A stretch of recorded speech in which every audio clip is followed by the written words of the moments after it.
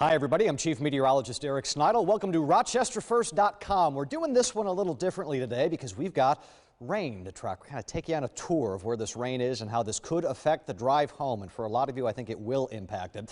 These are the live shots along I-90. So far, so good. I mean, and this is the reality of this. We're going to track where the rain is, but there's no snow. There's no ice. This is the anniversary of the big Rochester ice storm, but we're 53 degrees at this hour, so there is nothing frozen. This is all just going to be wet roadways versus any kind of icy travel. So from that standpoint, that's certainly a very good thing.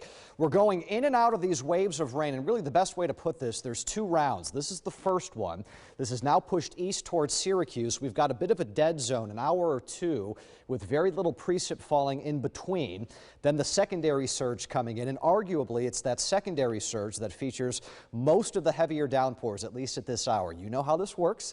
The brighter the echoes showing up, the heavier the rainfall. So when you get into some of these yellows and oranges, it is going to be some heavy rain. I do think this is going to be enough, particularly for highway travel where you are going to be slowing down with this. The windshield wipers are going to be kicking into high gear. We have a way to filter out some of the noise with this with radar. This is radar's way of telling us where the heaviest bursts of rain are falling. And where you see these lines of that brighter green showing up through Orleans, through Genesee County, near Batavia, west of Clarendon, this is the brief burst of rainfall. And that's the deal with this. I think it's going to rain for a good 2 to 3 hours overall, but the really heavy pop of rain will not last the whole 2 to 3 hours. That's probably only 5 or 10 minutes with this. The whole deal to get through, you got about 50 or 60 miles. That's the east to west expanse out of it. And it's already pushing its way toward the west side of Rochester right now. That's your wall of water as we look at this from a 3D perspective. Light rain falling in downtown Rochester, especially on the west side of town. Henrietta and then along 390. It is generally west for now, but we're going to just give this a couple more minutes. That's obviously going to be changing. Your live sky eye of Rochester, there you go. So you saw what radar sees.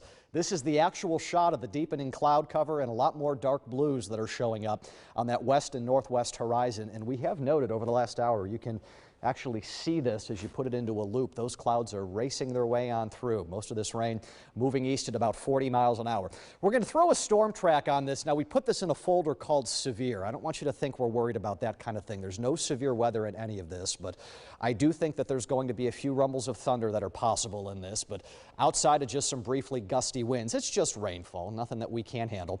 Eastward at about 40 to 45 miles an hour, so we'll put this over downtown Rochester 443, which is only 3 or 4 minutes from now. There's Brighton, there's Honeoye, Victor, and Farmington. All of that roughly between now and 5 o'clock.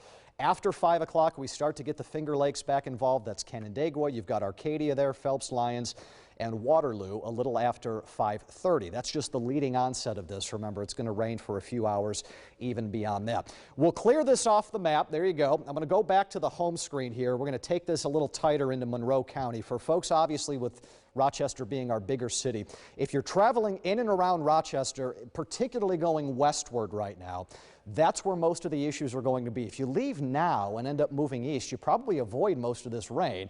I do think you should be able to kind of outpace it at 40 miles an hour, so you're good to go from that standpoint. But if you're holding off until 5 o'clock or after to leave, chances are it really doesn't matter what direction you're going into. You're going to end up running into this. You see Riga, Murray, back off to the west along 90 in Batavia. They've got some heavier echoes that are showing up there.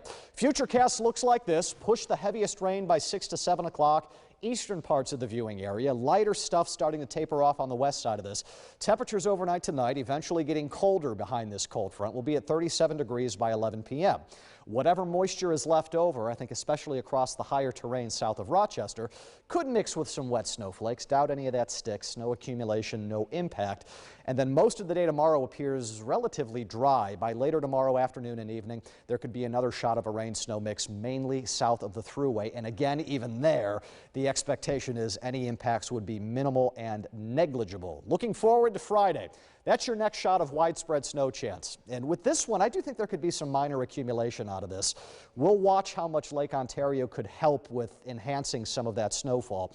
36 for a high on Friday. I doubt we do any better than freezing on Saturday. You ready for this? By Sunday, we're back up to nearly 50. Are you kidding me? 56 for a high on Monday, the European model for those interested. has Rochester at 60 degrees for a high on Monday. So this is March for us in a nutshell, folks. We're not done with winter.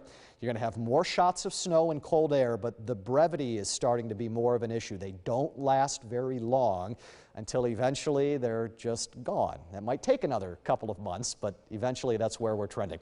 I'll see you back on air. We'll be up at about 5 o'clock. See you then.